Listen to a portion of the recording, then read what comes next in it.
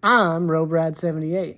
And I'm Fidget 1185. And welcome to our Couples Therapy. Welcome back to Couples Therapy, where we talk about this, that, and the other thing.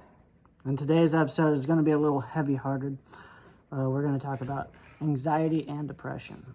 Now, myself personally, I don't have as much issue with these two as my co-host, so she's going to do the majority of the talking in this episode, which that's just how it's going to be sometimes. Sometimes in couples therapy, you just need a listening ear to listen to your co-host as they talk about a subject that they're more involved in. So, here we go. Oh, yeah. So, I feel like with the anxiety aspect of everything, I feel like I've always had it. Like, even as, like, a little kid. But back then, you just didn't know what to call it. You didn't really think that, like, oh, this is anxiety. Like, every Saturday I would go to my best friend's house growing up and always stay the night. That was, like, a thing. And I don't know if it was, like, excitement or if it was, like, actual, like, anxiety. But it's like, oh, my God, like, is it the right day? Is it the right time? But as a kid, like, the stuff, like, you shouldn't have to worry about.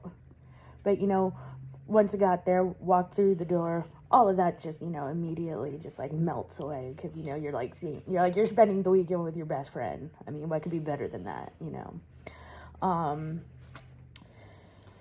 So, yeah, I think that's where it, like, all started. I think growing up, then, like, I really don't think I noticed it a whole bunch. Or, you're doing something, you just kind of chalk it up to, like, nervous excitement, or, like, you're just excited to do this, or whatever. So, there's that. Like, today, feeling a little of the little nervous butterflies in my tummy today, because I'm starting my new job today. I mean, don't get me wrong, like, I'm super excited, but also at the same time, it's like, oh, like, there's a lot of anxiety going on right now, just because, it's something new. Not gonna know anybody. So, and for me, that's always a tough thing. And then with the depression side of everything, really didn't notice. I feel like it really didn't take much of a hold of me until I hit high school. And it was like the literal, like, not like, oh, I'm in high school, oh, like, woe is me, it was like literal, like, not wanting to be here anymore.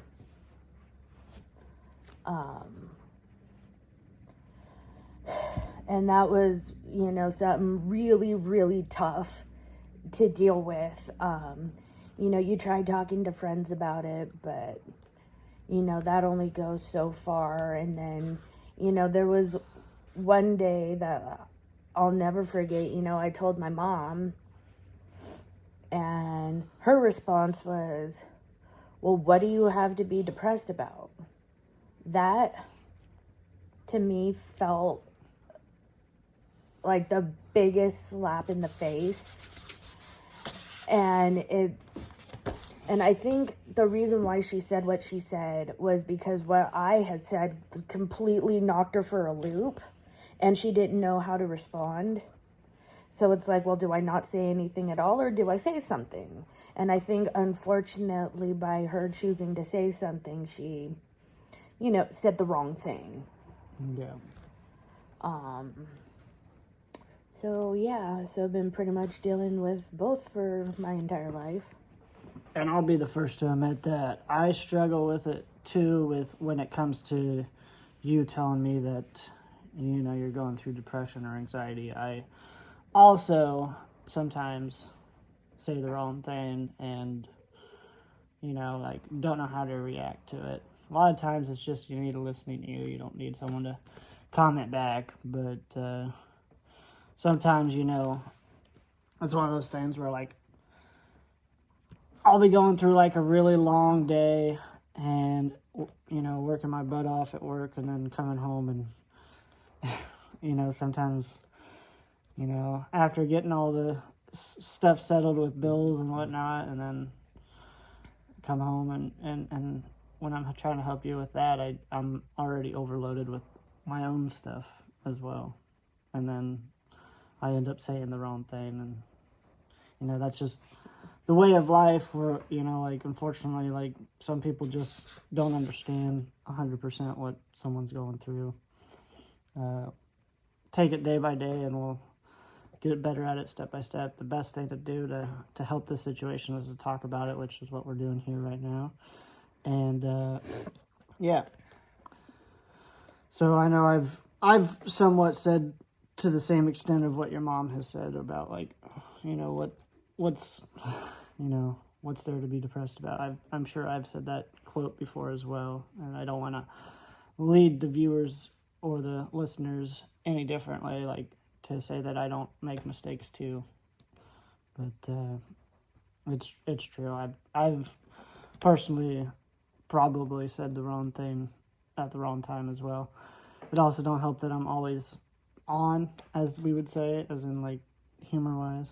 I'm always quick to have a joke, but that's just the way I deal with sad subjects and stuff, and is I deflect humor off of it, and that's how I cope through what life throws at me. We just recently watched the Deadpool and Wolverine movie, and good movie.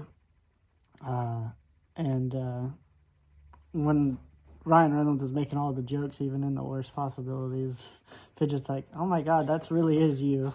Like, every time we're in, like, a really rough situation, I still end up finding a way to joke about it. But that's just the way I am, the way I'm wired. Not to say that I've never had episodes of anxiety and depression. I think everybody goes through it. They just go through it in different phases.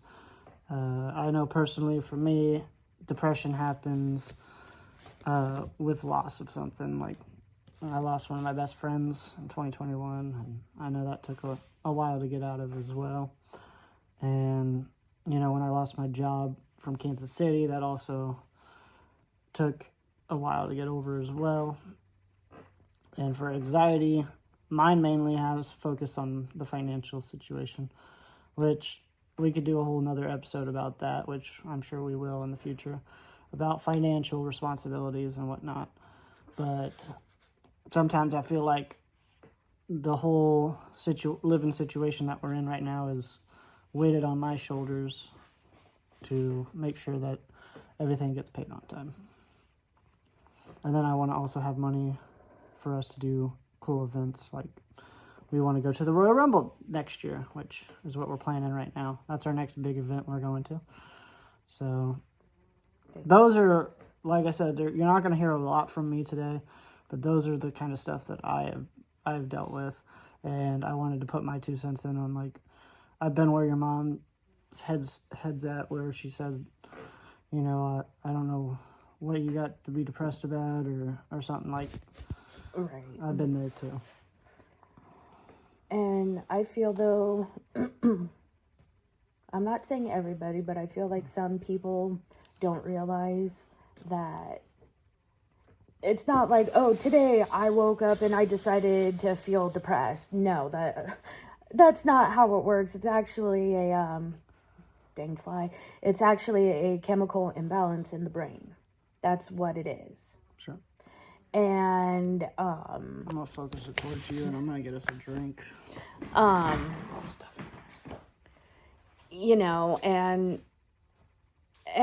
I don't fault my mom for what she said when I first told her. Like, I don't fault her at all, because really, like, no one in my family deals with it except maybe my dad has that anxiety part, which makes a lot of sense, because my dad is a little high strung, and I can be at times too. But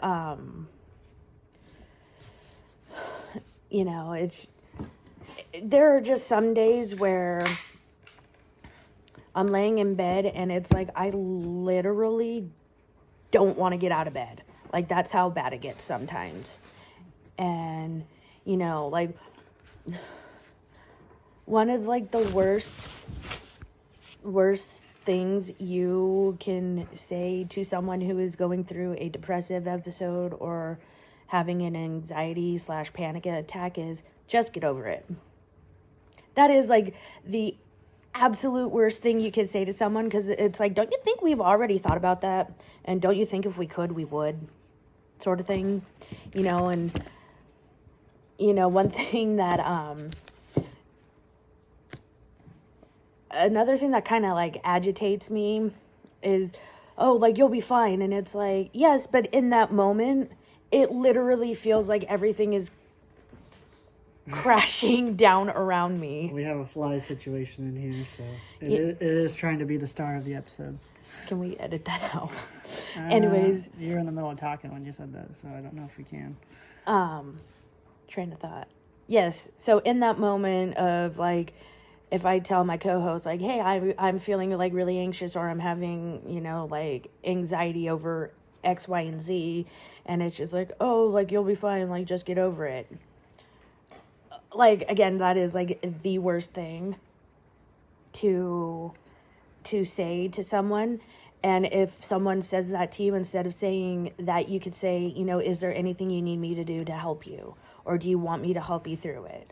Whether it just be sitting there next to them, you know, depending on if it's like a friend, a significant other, whatever, like, do you want me to hold your hand? Do you want me to hug you? You know, those sort of things. And those, like, little acts of comfort, as I call them, mean the most.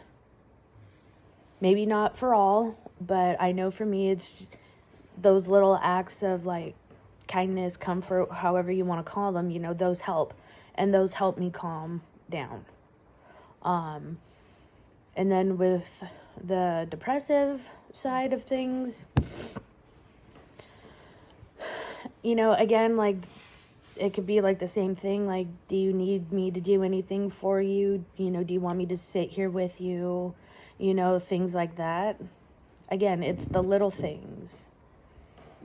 And I know sometimes when I'm either, like, really depressed or having an anxiety attack, I know, or panic attack, that sometimes it's like, you can sit with me, but please do not touch me. Like, sometimes people just don't like being touched, but just knowing that someone else, like, the other person is there, it's, you know, it helps them through. And, you know, as my co-host was saying earlier, you know, like, I kind of threw him for a loop and I told him about all of this. And, you know, I feel like every day it's a work in progress of, you know, if I tell him something, you know, if, you know, like, oh, do you need me to grab you a glass of water? Or, you know, it could be something as simple as that, you know, and it's like, oh, and, you know, realizing that, oh, that did help, you know, because speaking from my experience, it's like, you know, when you're in those moments of complete, like, oh my God, my world's crashing in around me, you don't think of, like, the simplest little things to do, like, that are, like, could be so obvious. But yeah, and some of the things that I do that help me kind of get through a depressive episode is, believe it or not, like, watching cartoons kind of makes me feel better, because it kind of brings me back to, like, a time when, you know, I was a kid, didn't have to worry about much of anything, you know. So cartoons kind of help a little. I have an overabundance of coloring books. You know, those help.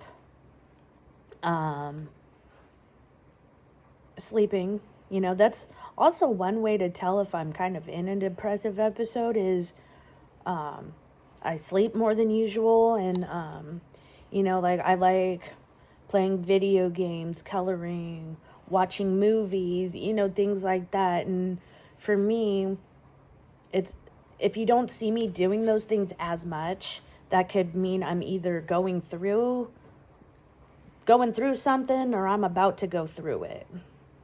And so those are kind of, signs to look out for. But yeah, it was just hard, experiencing all of this in like high school, and, felt like I was going through it alone because none of my friends really understood. And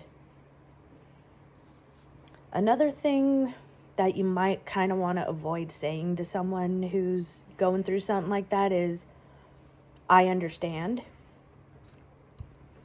And I say that because you really don't know what they're going through, or how it feels for them, and I've talked to my mom, and like, she kind of has said something like that, and I'm like, but you really don't, like, you don't, and it's just like, with my mom, I kind of let that one slide because I feel like that would just start a whole mess of things that, I really don't want to deal with.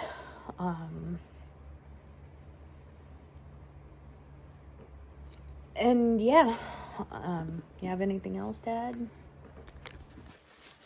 Back to me. No, I'm just not trying to joke too much in this episode, of course, because like I said, it's a heavy-hearted episode. But I will say that growing up with me, like, we grew up in a house with all males, so like, suppressing your feelings was just the way the world worked for us. We didn't talk about a whole lot, and to this day, I still have struggles with talking about stuff, and other stuff. I'm not very good with the intimacy of touching and stuff like that. So I've just, one of those things that like I struggle with every day as well is like, being supportive in a intimate way, or helping out with stuff like that. It's just one of those things where like I didn't grow up in an environment where there was a very loving home and stuff. Like when I see kids or people my age, talking to their parents and hearing them say love you back, it's just so odd to me, because like I've probably heard that from my dad maybe like 3 or 4 times in my life. And like, it's just so bizarre for me. Like, it's like another world for me. So like, that's another place where I have a little bit of like issue with, is the whole like family side of stuff. Like, I've always said like, family's who you choose, it's not who you start out with. And I know a lot of people are attached to their actual family and whatnot, and sometimes it's not always the best spot for them. Like, they could do better than the situation that they were born with. And sometimes, their family truly is a great bunch for them. Like, in your case, your family seems to all be in a pretty good side. Some other times, family tries to take advantage of their kids and stuff. Once they start getting out in the real world, they make them do all the work, make them do all the bill paying and stuff like that. But that didn't ever seem to be in your case. Your case, it seemed like your parents truly took care of you. And some parents just want to have kids just to kick them out of the house the second they grow up.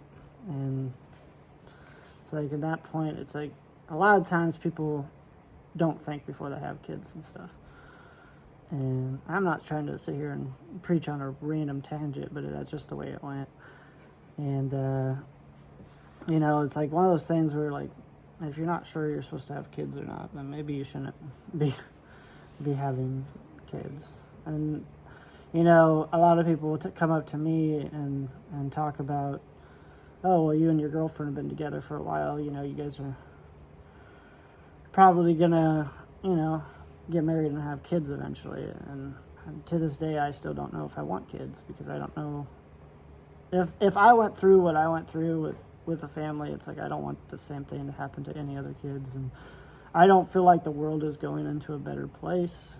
Not trying to be like that crazy guy on the street, like the world's coming to an end, but I just don't see any positives in the world that benefit bringing someone that's going to be here when I'm gone into the world and have them have to deal with something. Because like sometimes even I'm like, well, I didn't ask to have to deal with, you know, like gas prices and everything going up. Like I was just born into this world. Why do I have to deal with everybody's mistake from the past? Right.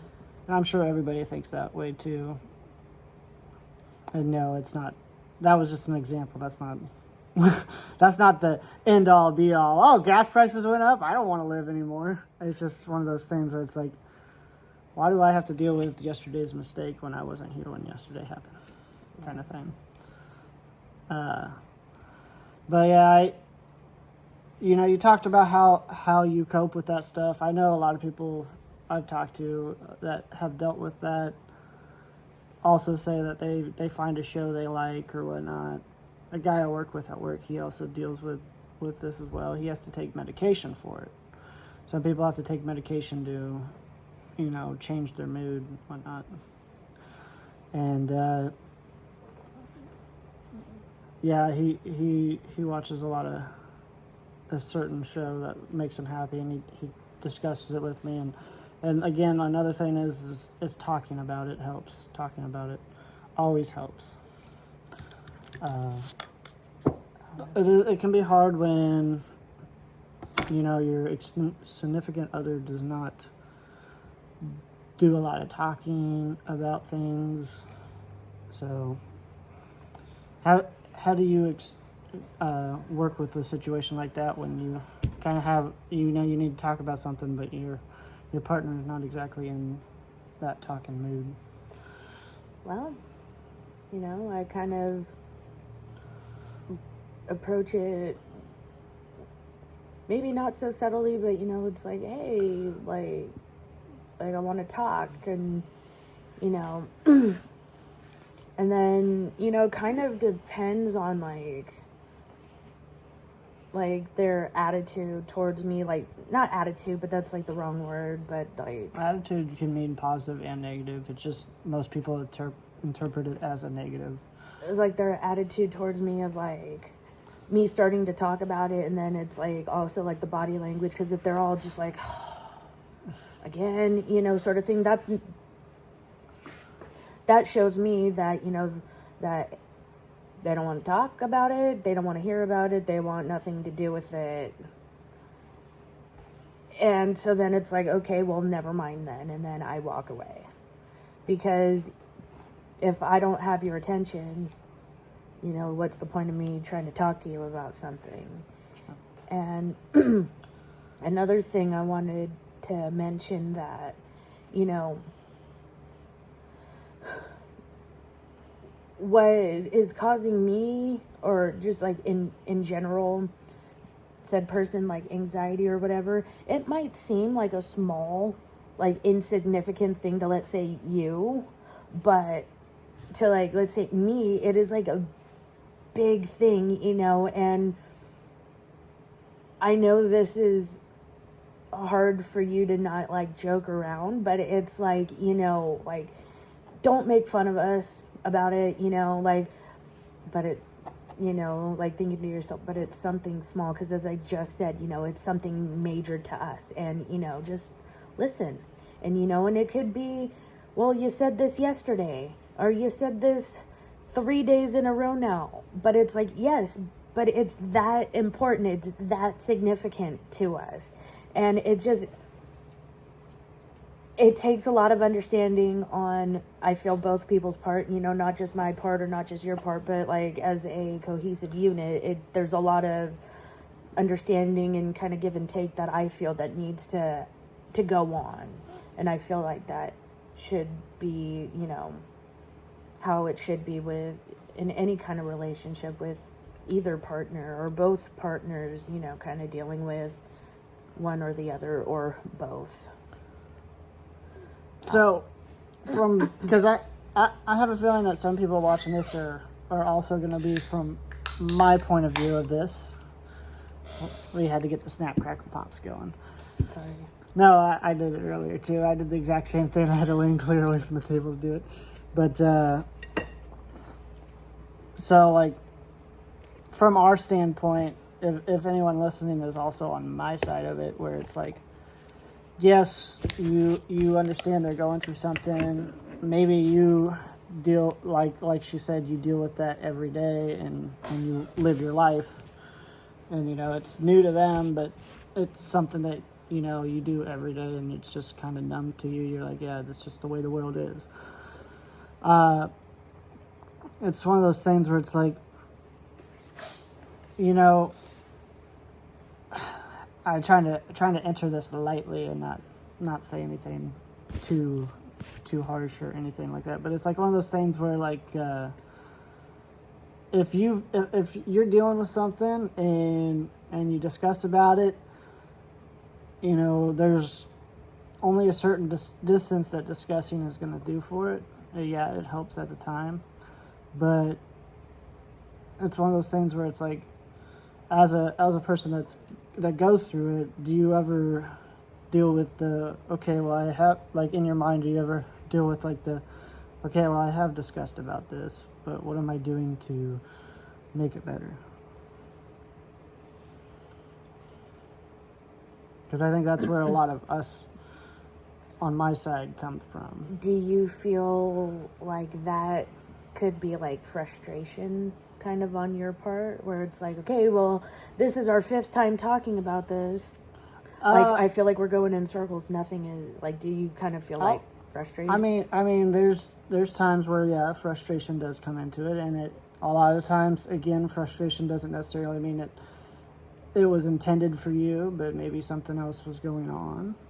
But then that happens, like sometimes in their mind they're dealing with something, again, like that, like what you said, like it may not be a big deal to you, but it's a big deal to us. Right.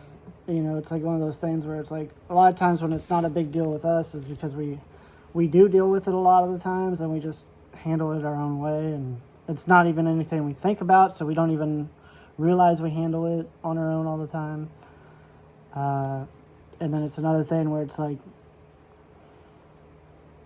a lot of us, like, our brains are wired, okay, we have an issue, we're going to fix it.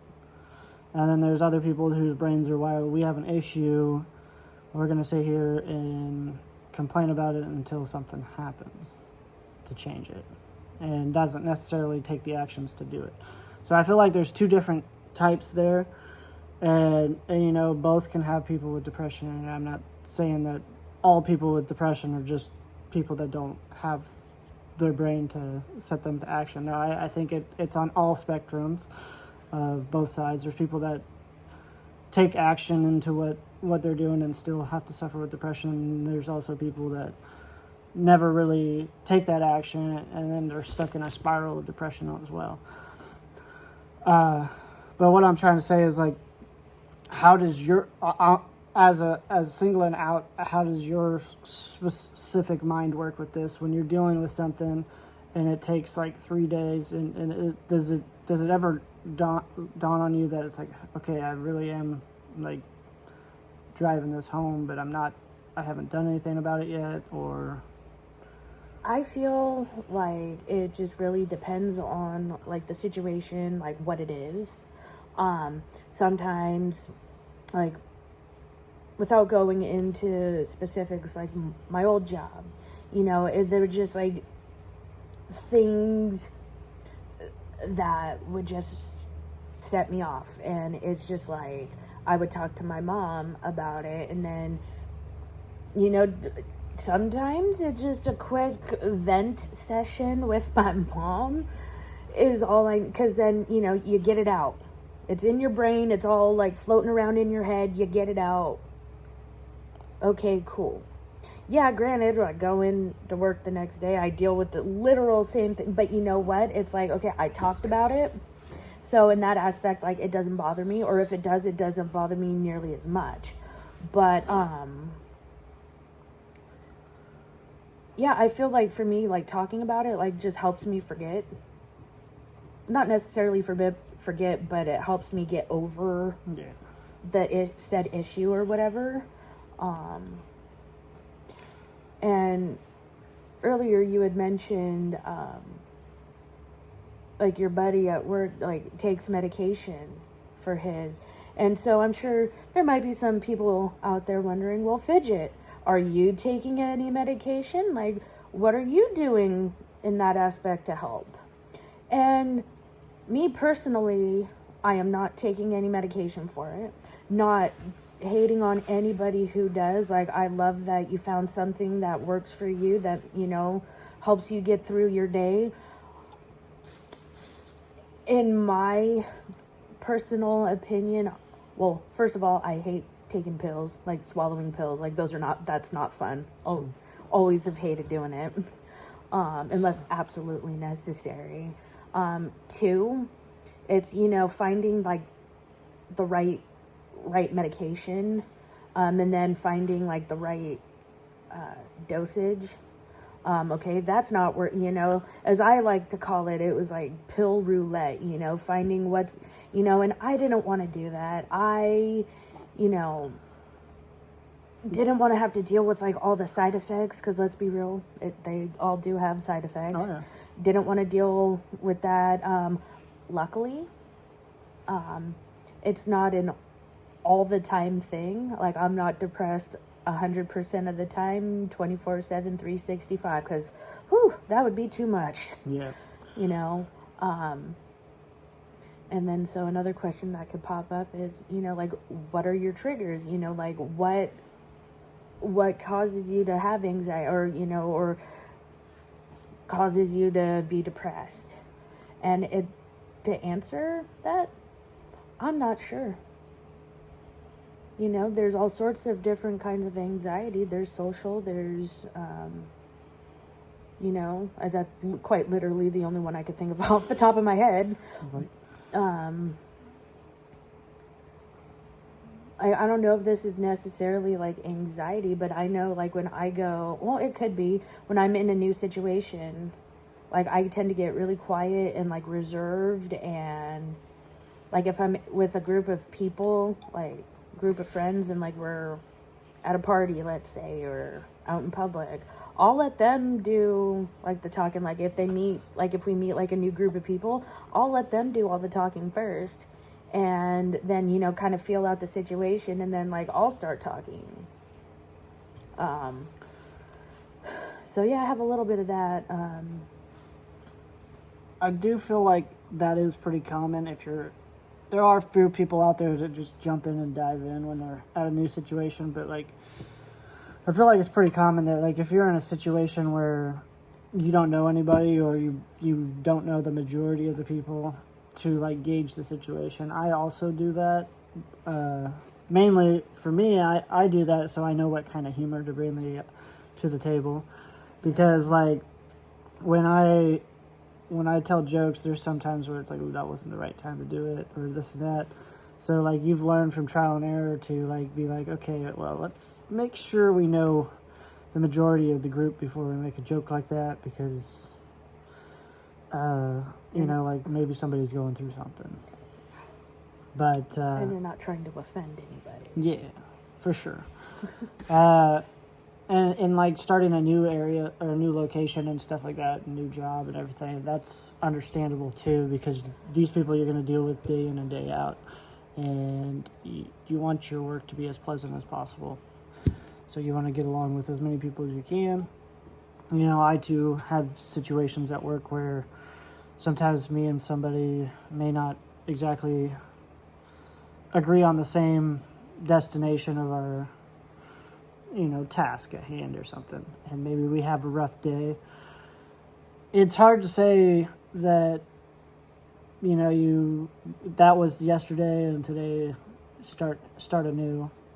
Sometimes it lingers on a couple more days, to be honest with you, but for the most part, I do try to be like, okay, well, that was yesterday.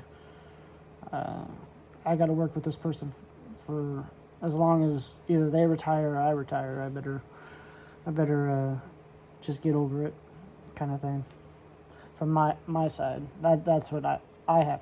My thought process is. But yeah, it's one of those things where like now you're about to start a new job, and like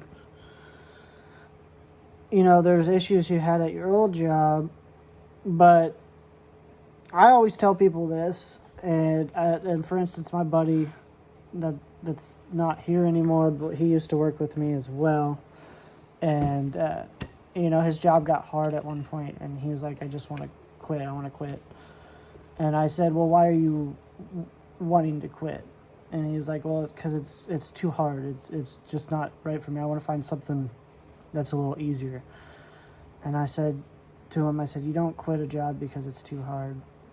You don't quit a job because there's people around you don't like. There's just not the reasons to quit a job. If you quit jobs because of small things like that, it just follows you wherever you go. You'll go to your next job. Oh, it's too hard, or I don't like this person, and I'm just going to leave this job too.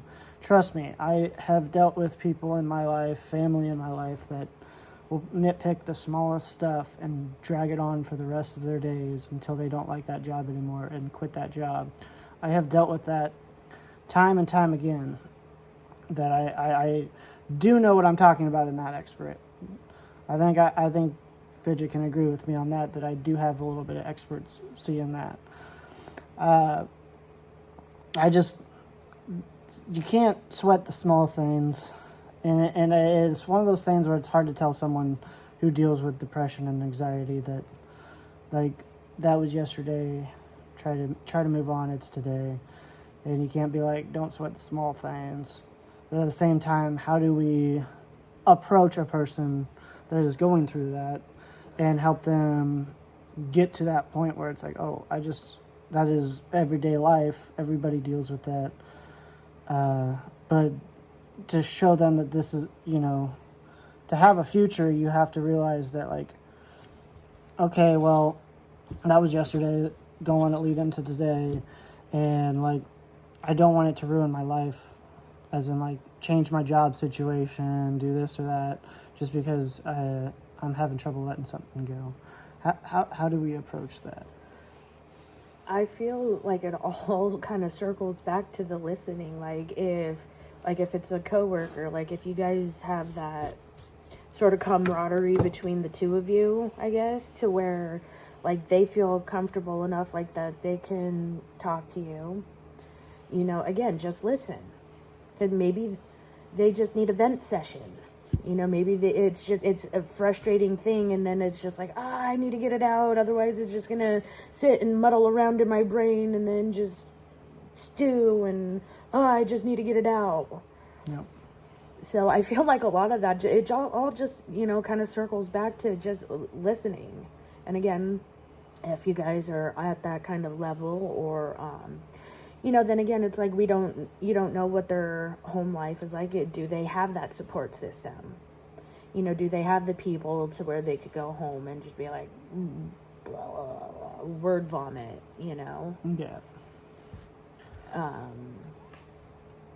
And I know with me sometimes, like in any given situation, just because the way my brain is wired, gotta love it. Not really, but I sit there and I overthink things, and I think that's like what a lot of people with anxiety and depression do. It's like, oh my god, why is this person acting this way towards me today when the other day we were getting along, we were joking around, blah blah blah, this, that, whatever. Did I say something, did I do something wrong? Like, I've done that more times than I care to admit at my old job. And then it's like, my mom had said, so, like, they're not your real friends. No. Have I hung out with any of them outside of work? No. So they are what you would call work friends. Yep. And, but again, it's just like, I know And here's the thing that's weird with the way my brain works. It's like, I know I'm not going to be everybody's cup of tea. I know not everybody's going to like me, but yet on the flip side of that coin, I still want people to like me, knowing that not everybody is going to. And so there's a lot of like weird things like that in my brain that kind of, I feel like, contradict each other. And it's like, it gets exhausting. Like, it really does. Yeah, that's one I struggle with a little bit too. Is trying to get everybody on board of like, hey, I'm not a bad guy, kind of thing. It's one of those things where it's like it's hard to let it go when you just have somebody that just doesn't like you because they just don't like you. Sometimes it's hard to fathom. Like for me, like I generally try to do the right thing, but we're all human. We make mistakes. You're not going to please everybody. Some people out there just don't want to. They have their friend circle and they don't want to add to it. They just don't see you in their company. So like, for that, it's like it's one of those things where it's like it's hard not to take it personal when it seems like it's being brought to a personal level. But that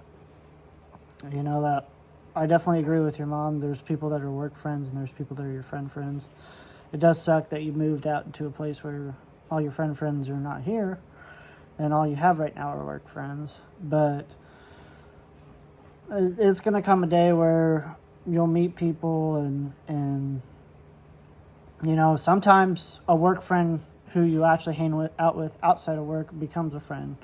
So it's one of those things where it's like you can meet friends at work and then they become friends outside of work as well. It's not as common these days as it used to be, but that's also again us going to the world's not where it was a while back either. It takes a lot of trust with someone to go into it. Do you have anything else you would like to add to this? I don't think that this episode's going to be a real long one because, it's one of those things where like you kind of say your piece, but like but you don't want to drag it off either. Right. Just touching upon something you said about like my friends are back home, and it's like that's another thing that like gets me sad. Like, is it necessarily depressed? Not quite, no, but it's sad because it's like, yeah, I left my friends to move out here. I mean, yeah, it sucked. It was really hard. But, and then there's just like little things like that make me just remember home, and then I do get sad over it. And then like I find myself like, sitting on the couch with the dog and then like just getting really sad, and then it's like, oh, okay, well, you know what? Well, we're not going to think about that right now because we don't want to cry. True. Not saying that crying is a bad thing, because believe it or not, crying has helped me get through whatever I was, going through at the time. So as of this recording, now you've already done 2 orientation days at your new job, but yesterday, as of the recording yesterday, was your last day at your job that you were currently doing. I know people that suffer with depression and anxiety deal with change very difficultly, and it's something that you want to slowly ease into. What are your feelings about leaving your current job and no longer having to be there, and what are your feelings about starting this new job on a full? Well, I will tell you, I'm happy to leave my job. Your last job. My old job, because it just wasn't working out, and we'll just kind of leave it at that. Sure. This new job, I'm feeling like all the feels right now. Like I'm excited. Something new. I'm terrified because it's something new. Little apprehensive because I don't know anybody.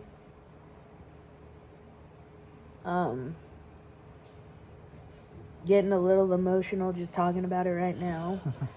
But and I know I'll be fine. I know that they're there to help me, but again, it's like I know that, but my brain is like telling me otherwise.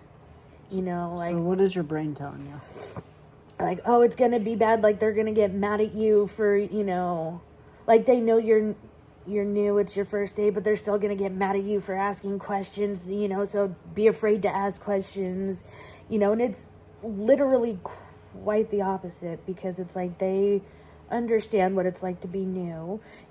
You're gonna have questions, you might even ask the same question more than once, you know. It's like, And I know you on a personal level, so I know that you're the type of person that when you ask a question, you're like, "Oh, I'm sorry," and stuff like that. Your general response, their response to that is, "Oh, it's okay, it's okay." or, oh, you're fine. Yeah. So do you think that roots back to school? Were you one of the kids that asked a lot of questions when homework and stuff was being said or anything? No. So I wonder where the fear of asking questions come from. Where if you could find where that roots at, you know, that's something you don't, maybe you won't know today. Maybe it's not something you'll know for this episode, but where do you, if you can find it, where do you think that roots from? Where your fear to ask questions? Did it come at home? Were you maybe scared to ask questions at home? Were you? I think it just kind of stems from it's hard for me to ask for help, so therefore like I get scared to ask for help. Right. But I'm not sure where that stems from. See if, and that's something you'll have to think about, because I know I also have fear of asking for help, and for me it personally it stems from, again, living in a house with all guys, and my dad wasn't exactly the person that wanted to help. If you didn't get something the first time he taught you it, like the very first time he said something about it, if you didn't just understand it right away, he would get angry and just give up on you and be like, "Oh, you just don't understand how to do this." So like me personally, that's why I have issues with asking for help, and I generally, people say I'm a quick learner, and it's because my dad pretty much feared it into me, where they're like, "Oh, well, I have to learn this on the first try, otherwise they're going to just get rid of me, or they're just going to see no value in having me around." So I know where mine roots from. Maybe that's something you can look into. Again, you don't have to find it right now and put it all over here. Maybe it's something you want to keep personal to yourself too. But maybe if you find that deep-rooted situation that brought you to that fear, maybe it can help you get over that too. And Because it as you can see, it does help me. From understanding where it came from, it does help me. right, and real quick, at my old job, my old boss, like, she would train me on how to do something, but it was like a one and done sort of thing, kind of like how your dad would teach you. Yeah. But I don't learn that way. It's like, if possible, it's like I need the steps written out so I can visualize it, and then as I'm reading it, okay, you do this first, then you do that, and then, you know, eventually it'll get to a point where it's like, okay, so I do A, B, C, D first. So if I can repeat it back to you, that's another way of me learning. And I, you know, in a lot of situations, I'm hands-on. It's like, okay, you tell me, like, okay, first do this, and then have me do it as you're explaining. Yeah. And I think, like, a lot of people don't get that everybody learns different, and then, you know, maybe two people learn the same way, but generally speaking, no two people learn Right. the same way. So I've worked in a lot of areas where I've had to be the leader of the group, and I have a lot of experience in leadership and whatnot. And the one thing I tell people right off the bat is the way I do it is not going to be the same way as you.